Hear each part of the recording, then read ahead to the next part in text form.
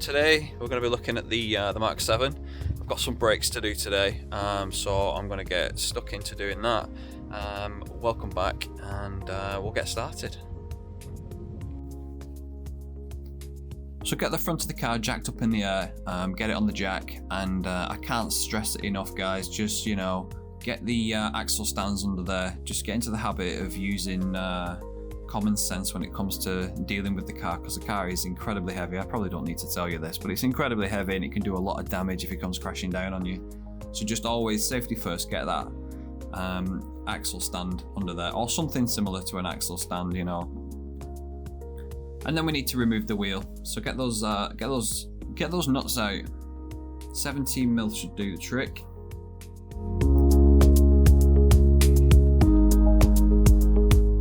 And now that the wheel's out of the way, we want to just turn the steering towards the direction in which we're working, just to give us better access to the back. So in normal driving conditions, the caliper and the slider, which is what these two bolts are for here, the slider allows the caliper to move against the disc to allow you to have that grip when it comes to braking. Now we need to remove these two bolts. A little bit of penetrating fluid will go a long way here, just to help free things up. And because the caliper's coming off as well, we're going to do the back bolts of the caliper too. This was a spare 17mm spanner that I had, which you might notice the head has been slightly adapted. I used a grinder just to take off a little bit of the thickness because my 17mm was just too thick, and I need a 17mm with a slightly thinner head to grip the nuts that are on the retaining bolts for the slider. So I've slowed this down just so that you can see the kind of work that I've done to it. It's not much, it's just a little bit, but it was just enough to give me what I needed. And with this tiny modification, you can see it just slots in there perfectly, and I've got a great grip on that stud now.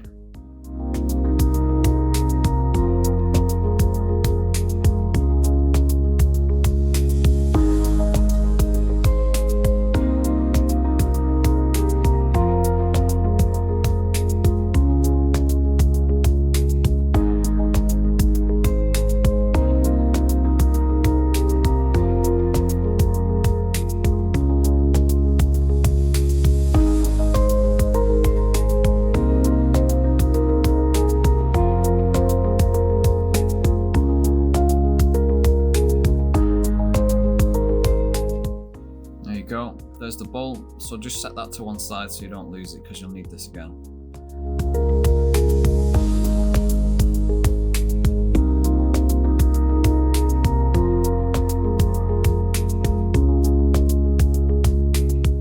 Interestingly, that star shape you can see on the back, you can actually use a T45 in there.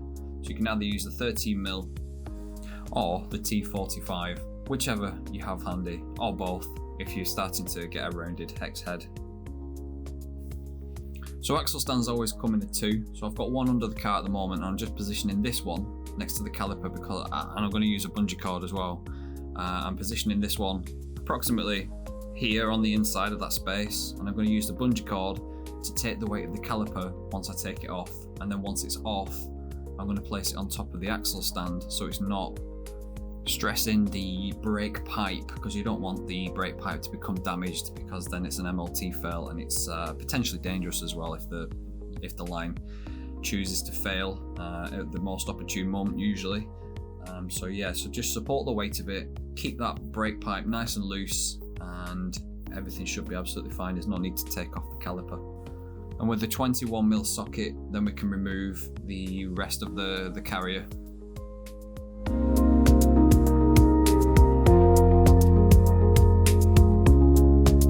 These are usually pretty tight, so I've got the breaker bar in with this one just to kind of help things along a little bit, because usually there's not a lot of space. As you can see with the breaker bar, these bolts just come off very straightforward.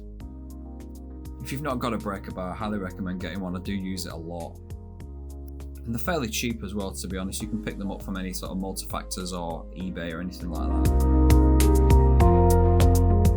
with these bolts slackened off now, you can get in there with a smaller ratchet. Just swap the socket over to the 21 you've just had on the breaker bar, and then just ratchet it out like you would do normally.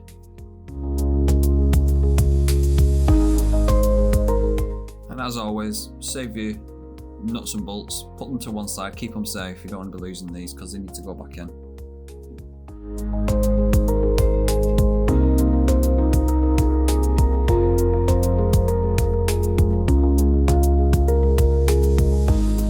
And with those bolts out of the way, the caliper should just come straight off now. This time it's come off with the brake pads still in place, and you can see how worn these are. Look how much meat there is on these. There's not a lot. I think it's like a couple of mil, which means they're pretty much toast. Now it's also worth checking as well that you've got good movement in your carriers. I suspect that this top one was a little bit binding a little bit, so all it's a case of doing is you just clean off the dirty grease with a rag and just re-grease it and pop it back on the carrier, and it's good again. I opted for the MEYLE this time instead of the Volkswagen standard ones. MEYLE have got a good reputation. I've never had any issues with them, so we're going for MEYLE this time. Armed with the T30, I'm going to be removing the brake disc retaining nut. Be careful because these things can round off and they're an absolute nightmare. You've got to drill them out then once they're rounded off, which is just a bit more of a pain. So if you're careful, and it shouldn't be too much of a hassle on the Mk7 because they're still fairly new, it should come off with relatively no issue. The brake disc can be a bit difficult at times because it's over time can get a bit stuck. It sort of corrodes to the hub, so you just need to persuade it with your rubber mallet if you've got one, or a block of wood or something, just to kind of get behind it and give it a whack. These are all parts, they're coming off, they're not going back on, so there's no need to worry about damaging the disc. A few moments later.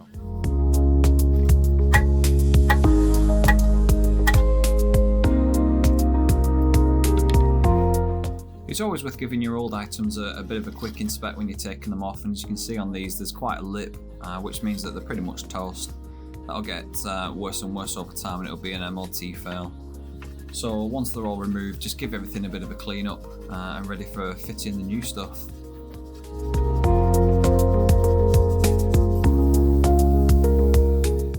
And as always, apply a smear of copper grease just to keep things all nice and loose.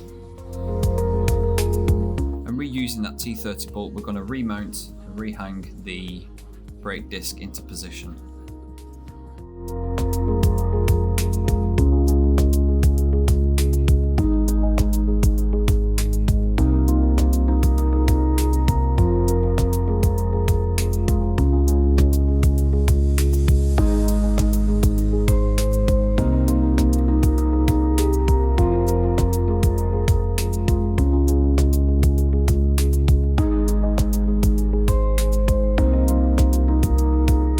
While you've got all these bits off, you might as well take the opportunity to clean all the other parts up as well.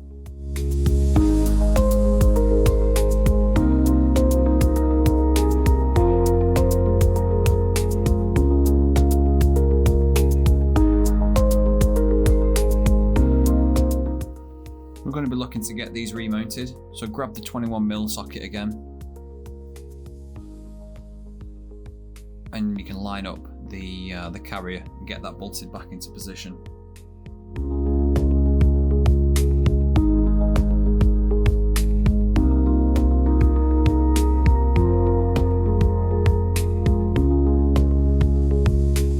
Before we can refit the caliper, we need to wind back the piston inside the caliper, so we need a special tool for that.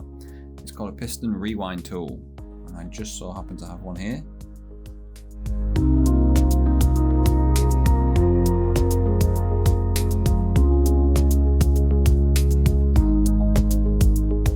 Here's what it looks like when it's in position and ready to push. And it's usually good practice to remove the brake reservoir fluid cap when you're doing this. It reduces any back pressure and allows you to wind the piston back easily, or more easily. And you can see here that the piston is fully rewound, so that is done. I'm just going to pop a little bit of grease on the moving parts of the brake pads before they go back in, just to stop any squeals or any sort of snags, just to make things just move a little bit easier.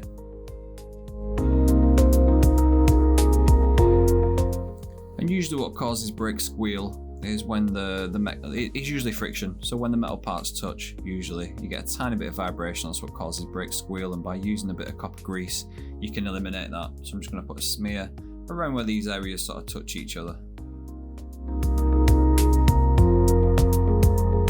And making sure you got your pad facing the right way. You definitely want the material side against the disc, the brake disc, not the metal side.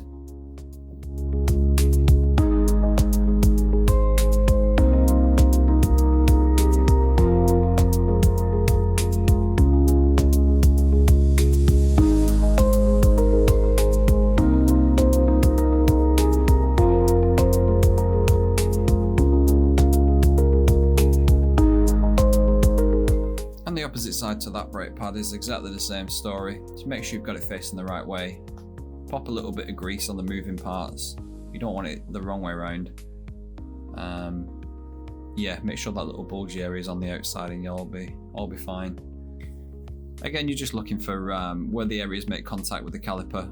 You just want to be able to get a little bit of grease inside there just to stop any squeals.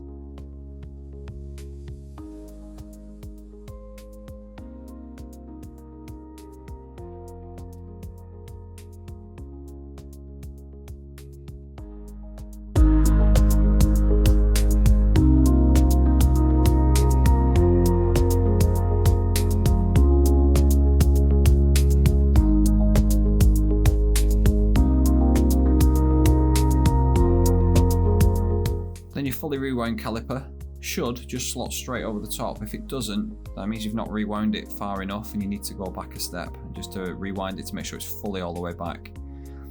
With this kit I was supplied some new carrier bolts with the thread lock already on there, so I'm going to use the new bolts that have been supplied instead of the old ones.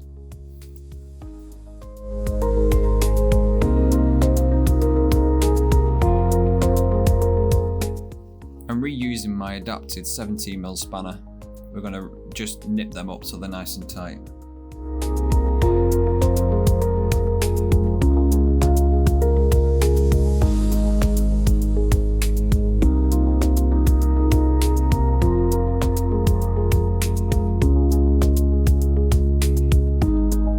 So that's it. Now you can straighten that up. You're done at the back once everything's tight. And it's just a case of getting some blue roll or something similar, getting a bit of degreaser and giving everything a damn good clean.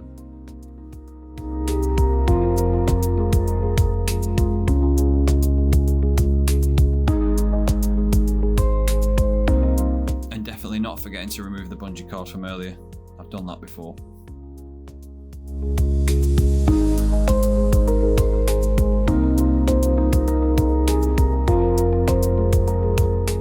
Which reminds me, look at the state of this. I need to wash this. Absolutely disgraceful.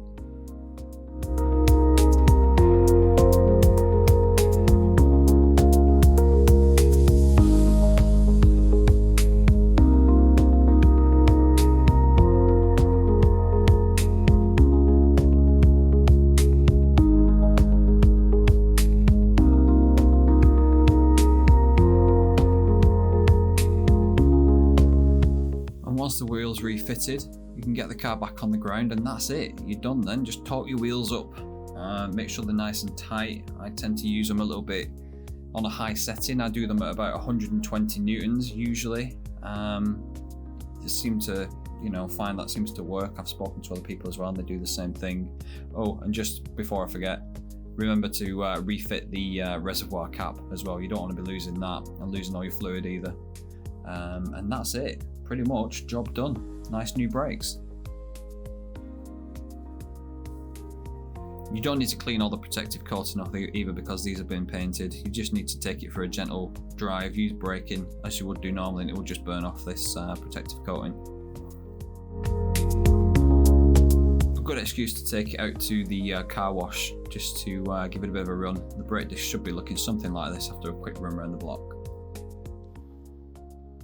So that's it for today's video. Hopefully you found it useful. If you did, please give me a like and a subscribe. It does matter. It does make all the difference. So yes, thanks very much, and I'll see you soon. Cheers. In the garage under the bright light, Slick Rick's got the tools ready to ignite. With a wrench in hand, he shares his know-how. Teaching the world, come on, let's get it now. Oil changes, brakes, and mufflers too. He's breaking it down, showing what to do.